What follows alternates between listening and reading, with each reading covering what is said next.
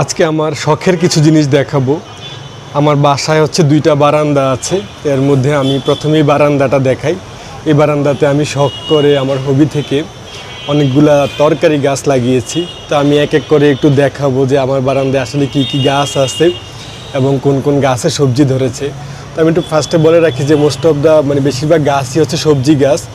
আমি যদি প্রথমে একটু দেখাই, দেখুন পুরো বারান্দা জুড়ে আমি একটু সুতা দিয়ে মাচাও করে দিয়েছি। তো যাক আমি একটু ফার্স্টে যদি দেখাই, প্রথমে বরবটি গাছ, এই পাশে হচ্ছে কয়েকটা বরবটি গাছ রয়েছে। তো আমার বাসায় 8 তলায় বারান্দাটা, এখানে প্রচুর রোদ আসে, তো যার ফলে বরবটি গাছ রোদের জন্য মধ্যে খুব ভালো হয়। আমি যদি দেখাই, এই যে এখানে দেখেন এই যে কত বড় বরবটি ধরে আছে, এদিকেও বরবটি ধরেছে। তো এই ছোট্ট কয়েকটা গাছে আসলে প্রচুর পরিমাণে বরবটি ধরেছে।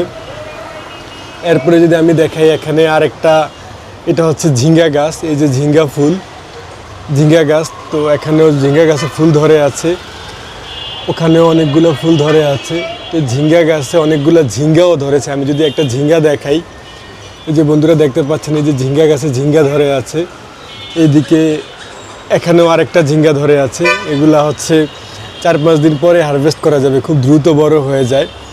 এই বরবটির ফুলও এখানে আছে।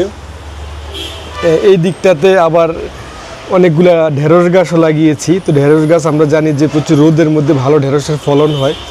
এই যে দেখতে পাচ্ছেন বন্ধুরা, এই যে ঢেঁড়স ধরে আছে, এই যে এখানে ঢেঁড়সের নতুন কুড়ি এসেছে। আবার এখানটাতে ঢেঁড়সের ফুল। যদি আবার একটু নিচের দিকে যাই, এই যে দেখেন বন্ধুরা কত বড় ঢেঁড়স ধরে আছে। এটা কালকে সকালের মধ্যে হারভেস্ট করা যাবে। আসলে এক রাতের মধ্যে ঢেঁড়স অনেক বড় হয়ে যায়। বরবটি দেখালাম, ঢেঁড়স দেখালাম, ঝিঙ্গা দেখালাম। এবার যদি এখানে আরেকটা ঢেঁড়স গাছ আছে, এটা তো আসলে ফুল ধরা শুরু করেছে। আমি যদি আর একটু দেখাই, এখানে আমার বারান্দায় সবচেয়ে যে গাছটা ভালো ফলন হচ্ছে, এটা হচ্ছে করলা গাছ। করলা ঠিক বলা যাবে না, এটা উচ্ছে বলা যায়, যেটা ছোট জাতের যে করলাগুলা। তো এখানে আমি টবের মধ্যে হচ্ছে আমার এখানে 4টা করলা গাছ আছে। এই যে 4টা করলা গাছে আসলে প্রচুর ফলন হয়েছে।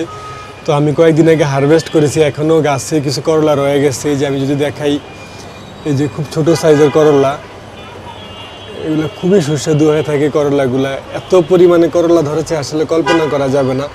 এই যে এখানে এখনও ফুল ধরে আছে, এই যে এখানে খুব ছোট করলা ধরে আছে।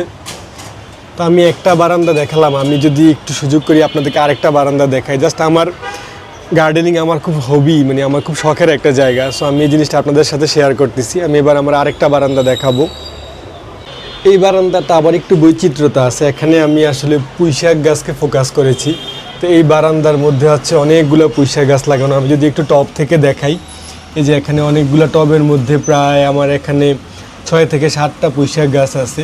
তো পুঁইশাক গাছগুলোতে প্রচুর ফলন হয়। একটু জাস্ট নাইট্রোজেন দিয়ে দিলে হচ্ছে, যেটা গোবর পচাশ বা হচ্ছে সরিষার খৈল মিশ্রিত পানি দিলে এখানে প্রচুর খুব দ্রুত পুঁইশাক গাছগুলো বড় হয়ে যায়। একবার যদি আমি কাটি, এগুলো কাটার পরে হচ্ছে দেখা গেছে 1 সপ্তাহ বা 10 দিনের মধ্যে আবার হারভেস্ট করার মতো সময় চলে আসে। ঠিক এখানে আরও কয়েকটা বরবটি গাছ আছে। তো এই বরবটি গাছগুলোতে সবচেয়ে বেশি ফলন হয়েছে। আমি যদি একটা বরবটি দেখাই, এই যে কি বিশাল লম্বা লম্বা বরবটি, আসলে এক একটা প্রায় 1.5 ফিট 2 ফিটের মতো বড় হয়। এখানেও আরেকটা বরবটি ধরে আছে। আমি যদি দেখাই, এই যে আরেকটা বরবটি ধরে আছে। এখানেও আমি একটু মাচার মতো করে দিয়েছি। তো এই যে আমি যদি এখানে দেখাই, এদিকে আসলে প্রচুর বরবটি। এখানে আমার বোধহয় 4টার মতো গাছ আছে, 4টা বা গাছে হচ্ছে অন্তত এই মুহূর্তে 30 থেকে 35টা বরবটি ধরে আছে। তো বন্ধুরা আমি ছোট করে একটু দেখালাম। এখানে আরেকটা জিনিস যদি একটু দেখাই, এই যে এখানেও একটা ঢেঁড়স গাছ আছে। তো এই ঢেঁড়স গাছটা হচ্ছে আসলে ফিজিক্যালি খুব গ্রোথ হচ্ছিল, কিন্তু এটার কোনো ঢেঁড়স ধরতেছিল না। তো যার ফলে আমি এই ঢেঁড়স গাছটাকে হচ্ছে মাথাটাকে হচ্ছে কাটিং করে দিয়েছি, কেটে দিয়েছি। এখান থেকে নতুন করে আরও কিছু ডালপালা গজাবে, তখন ওখান থেকে আবার ঢেঁড়স ধরার সম্ভাবনা আছে। আমি একটু ঝুঁকি নিয়েছি। তো আমার আসলে পশ্চিমের বারান্দা, প্রচুর রোদ আসে। আমি আবার একটু বলে রাখি 8 তলাতে, যার ফলে এখানে সবজির খুব ভালো ফলন হয়। আমি আরেকটা গাছ দেখাই। এটা হচ্ছে আমার এখানে একটা মরিচ গাছ ছিল, তো এটা অনেক ফলন দিয়েছে মরিচ গাছটা। এখন আর হচ্ছে মরিচ ধরে না, এটা একদম মারা যাওয়ার মতো অবস্থা হয়েছে। বাট এটা যতদিন ছিল প্রচুর মরিচ ধরেছে। এখনও কিছু মরিচ আছে যেগুলো শুকনো হয়ে গেছে। আর এই পাশে এই বারান্দা আরেকটা গাছ আছে, এটা হচ্ছে এখানে আমার একটা অ্যালোভেরা গাছ আছে। এই গাছটারও গ্রোথ আসলে যথেষ্ট ভালো। এই হচ্ছে আমার বারান্দায়, এই যে এখানে একটা নতুন পুঁইশাক গাছ উঠেছে, এটা একটু বড় হচ্ছে। বন্ধুরা, আমি আসলে আপনাদেরকে আমার খুব শখের কিছু জিনিস দেখানোর চেষ্টা করলাম। আমি জানি না আপনাদের কেমন লেগেছে। আশা করি আপনারা যারা বারান্দায় এই ধরনের সুযোগ আছে গাছ লাগানোর, আপনারা হচ্ছে পুঁইশাক গাছ থেকে শুরু করে নানান রকম সবজি গাছ বারান্দায় লাগাইতে পারেন, যেটা আপনার হচ্ছে ঘরের যে সবজি চাহিদা আছে এটা অনেকটা ফিল করবে। বিশেষ করে পুঁইশাকের মতো লতানো গাছগুলো যেগুলো খুব দ্রুত বর্ধনশীল হয়, খুব বেশি পুষ্টির প্রয়োজন হয় না, যে কোনো জায়গায় খুব ভালো এগুলার ফলন হয়। তো আপনারা চাইলে পুঁইশাক গাছও লাগাইতে পারেন, বা অন্য আপনাদের যে কোনো পছন্দের গাছ বা সবজি গাছ হইতে হবে এমন কথা নেই। তো বন্ধুরা, আমি আর ভিডিওটা দীর্ঘ করব না, সবাইকে অনেক অনেক ধন্যবাদ জানিয়ে শেষ করে দিচ্ছি। সবাই ভালো থাকুন, আল্লাহ হাফেজ।